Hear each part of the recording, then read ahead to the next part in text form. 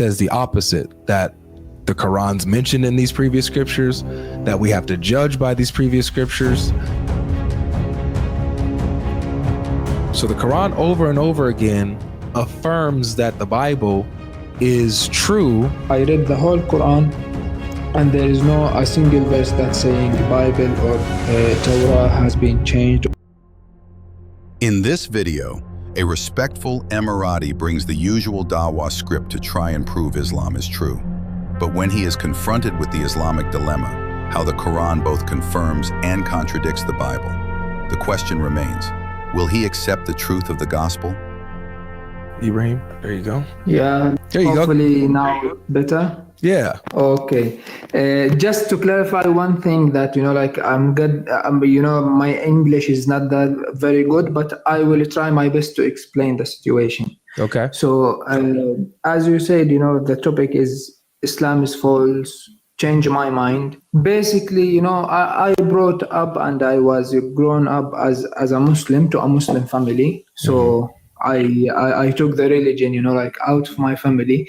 But after, I will not say, I seek the knowledge, but I got some information. It was the only religion, which is Islam, makes, more sense for me. So okay. This is after. I will not say that I read the Bible and I read the Old Testament, all of them. But, I read some of the verses and it was, has contradiction on them. So that's make me, stay and stick with my religion, not, changing to another religion. Okay, so you heard what I was just sharing with the previous guest, right, on why I think Islam is false, because it makes certain claims that turn out to be false. Like they're just completely untrue, right? One of those being that the previous scriptures mention the Quran. So if the previous scriptures don't mention the Quran, then the Quran is false. It's making a false claim. Yeah. Basically, I was writing for you in the comment sections that which because you mentioned 26, but I didn't get the number of the verse. Yeah. Yeah, it was 196. 26 what? So it's chapter 26, verse 196. 196. I don't know. I have a problem with the TikTok. If I need to go and check the Quran application, it will, the TikTok. I can show it on the. I can show it on the camera. Yes, please. Yeah, okay. You would. Yeah, I got you. You will make a big favor. All right. Teamwork makes the dream work, Ibrahim. Okay. Exactly. Yes. All right. So see here. So here's the verse here, and it says, and indeed it is, in brackets it says mentioned, in the scriptures of former peoples. Is there any way that you can bring it in Arabic? So yeah. Because I'm, my first language is Arabic, so وَإِنَّهُ لَفِي زُبُرِ الْأَوَّلِينَ.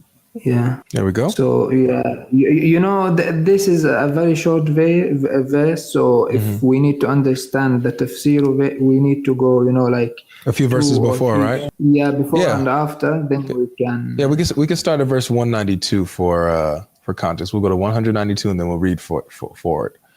Okay, so it's or you can do that. وَإِنَّهُ لَتَنْزِيلُ رَبِّ الْعَالَمِينَ. Yeah, it's a revelation from the Lord. Mm-hmm. Now, just from my curiosity, does it say Quran in the Arabic or no? No, but there is, which called Dhamir, which is this وَإِنَّهُ. It's referred to the Quran. Okay, cool.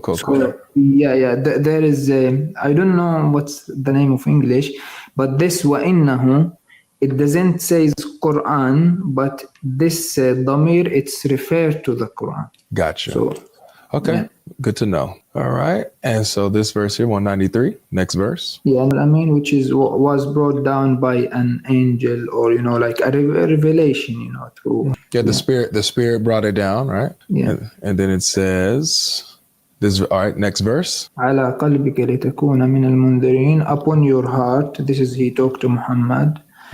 And لتكون من المنذرين, that you Maybe a warner, Yeah, right? I understand it. Yes.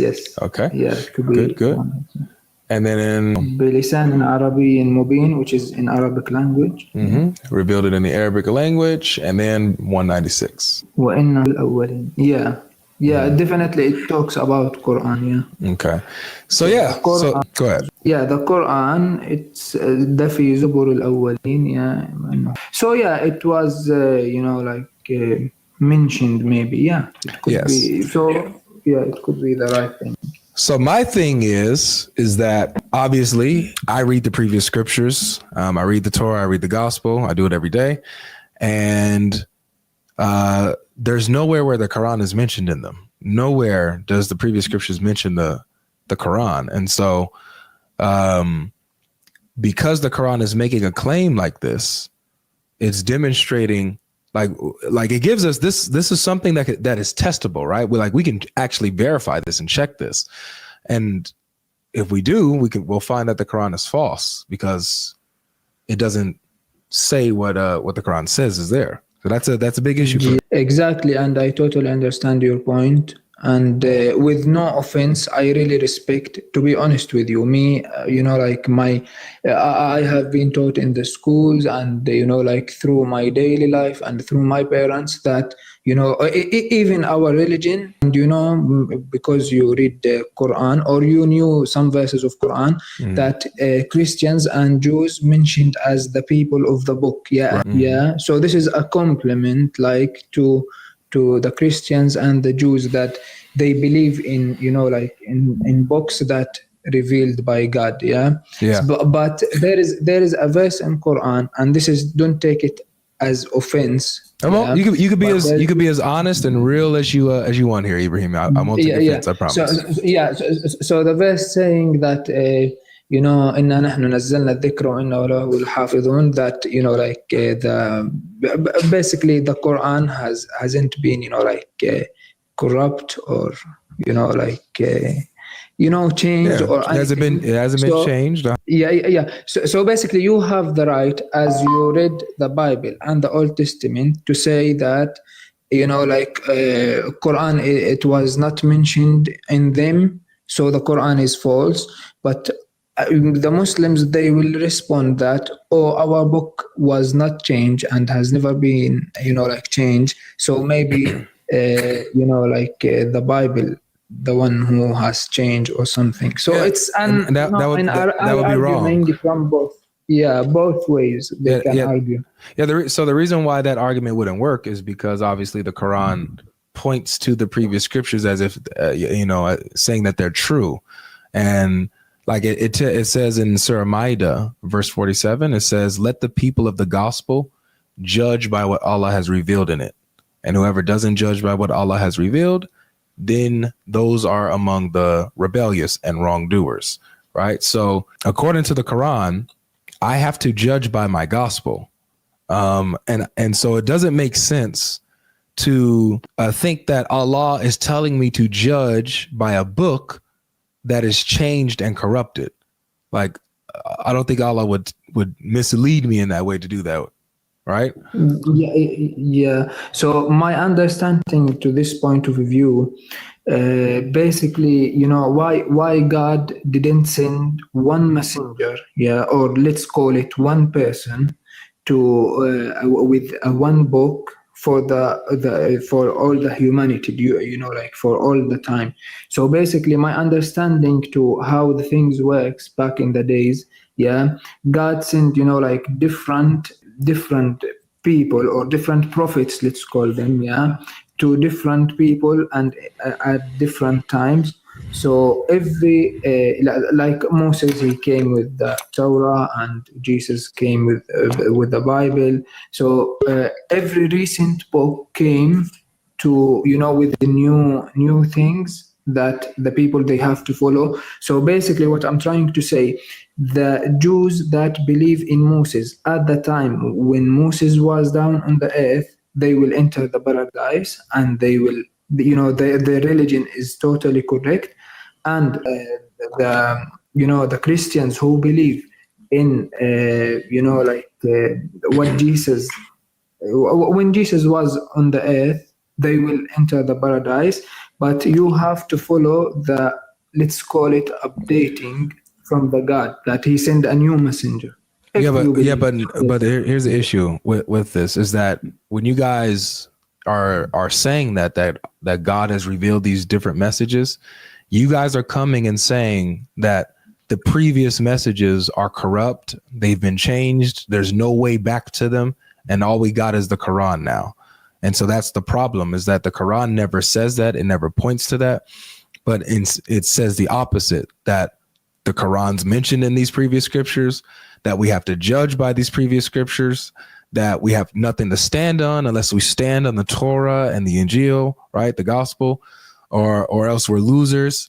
To believe in the Quran because the Quran confirms what we have with us. So the Quran over and over again affirms that the Bible is true and is preserved and it's authoritative. But Muslims tell us the opposite. So, to be honest, it's a very good point from you to mention that, because in Quran it's never mentioned that the like the Bible and the Old Testament has been like touched or corrupted. Exactly. Yeah, but it's never mentioned. I read the whole Quran, and there is no a single verse that's saying Bible or Torah has been changed or this. But the Muslims, they think this because of the contradiction, and I don't know if they are right or wrong. So they could be right, they could be wrong, but this contradiction, it's always there. Like there is a contradiction between Bible and Old Testament. But there's not. Old Testament, no, there is. Old Testament in the Hosea 11:9, it says God cannot be a man. It doesn't say that. It doesn't say that at all. No, we can trust. Could you check it? We can. We can do that in just a second. I promise. I have no problem going over those verses and clearing that stuff up, because it doesn't say that. But my point is that if, let me say I granted you, I don't agree, but let's say I granted you that the Old Testament and the New Testament contradicted each other. Well, then that would there's still a problem with the Quran, because it's affirming the Old Testament, saying the Old Testament is true, and it's saying the New Testament is true. But then if the New Testament and Old Testament contradict each other, then the Quran is affirming two books that contradict, saying that both is true. So that means that the Quran still has a problem. It'll still be false for affirming two books that contradict each other. You get what I'm saying? Mm. So yes, I understand, but as I explained it, as far as I know and my knowledge, I'm still seeking knowledge. So basically, as I said, that any recent religion came after the one before it. It came with, I will call it, it's like an update or a new information that it doesn't exist in the religion. But that new information cannot contradict the previous information, right? It just adds to it. It contributes to the old. Yes. Right? Yes, I agree with you. Yeah. Yes, So yes. the problem is that the Quran comes and contradicts the old information. It's not in line with it. It doesn't add to it, but it goes against it. And that's the issue we have. Mm-hmm. Okay. So please, because this is as well one thing that I confused when, I was searching. So in the Old Testament, Hosea 11:9, that said God cannot be a man, and in the New Testament, of course, that they believe that Jesus is a God, and some of them they believe he's a son of God. Some of them they believe he's a God. So I'll clear this up. I'll clear this up with you really quick, but then I want us to come back to this point here. But you've been dealing with this honestly, so I have no problem definitely clearing this up for you. So let's go to Hosea 11. 11:9. Yep. Here it is. We're going to look at it in this context and show you what it says, okay? Yeah. Okay. All right. So this is Hosea chapter 11, okay? Now we're going to just read a few verses before verse 9, okay? It says, "How can I give you up, O Ephraim? How can I hand you over, O Israel? How can I make you like Admah? How can I treat you like Zeboim? My heart recoils within me. My compassion grows warm and tender. I will not execute my burning anger. I will not again destroy Ephraim, for I am God and not a man, the Holy One in your midst, and I will not come in wrath. So the context of this is God having mercy on Israel instead of completely destroying them, because he promised to preserve them, right? So when he says, I will not execute my burning anger, I will not again destroy Ephraim, because he promised he wouldn't do that, for I am God and not a man. Now, he doesn't say I cannot become a man. I cannot take on a human form. He says, for I am God and not a man, in light of him going against his promise. Men go against their promises. They break their word, but God doesn't. So it's talking about his character as one who's consistent and one who doesn't go against his word like man does. Does that make sense? Yeah, kind of. So because you explained it, like that in this in exactly these two verses, that like it's the God character who are like talking, or let's say, yes, exactly, saying, not the man character. Exactly. Or so, and we do have verses where it does teach that God will take on a human form. So if we go, so that was Hosea. If we go to Isaiah, and we go to Isaiah chapter 9, verse 6, this actually tells us that God is going to come in the form of a boy. All right, so in the form, so he says, for to us a child is born, to us a son is given, and the government shall be upon his shoulder, and his name shall be called Wonderful Counselor, Mighty God, Everlasting Father, Prince of Peace. So this son to be born, this child who's being given, is identified as the Mighty God and Everlasting Father and the Prince of Peace. So God, this is the Old Testament. Yes, sir. This is the Old Testament, Prophet Isaiah. So yeah, we have some verses like, in the Old Testament that demonstrates that, God in the future plans to come to us in human form. And so when it happens, when Jesus comes and reveals himself, we shouldn't be surprised when he comes and he says things like, I'm the one who gives eternal life, or I'm the resurrection and the life, or I'm going to judge on judgment day and I'm going to raise the dead and decide who goes to heaven and hell. I'm the Lord that you have to submit to get to heaven. He says all are to honor the Son the same way they honor the Father, right? Like he deserves that same level of honor. So Jesus makes these crazy claims that a mere human prophet cannot make, or else he'll be blaspheming, committing shirk, So yeah, thanks for the explanation, and I really appreciate that. You answered the question. To be honest, I don't need to take more time because it's not fair for the other people. Brother, I have a lot of questions regarding some confusing points that I faced. So I will I will follow you. Yeah, and maybe we can talk, because we need to give other people chance to come up and speak. Well, Ibrahim, I follow you, and hopefully I will speak to you. Yes, you're welcome anytime, man. I really enjoyed this conversation. So you're welcome anytime, brother. Yeah, thank you very much. All right, thank you. Have a good day, man. You too. All right.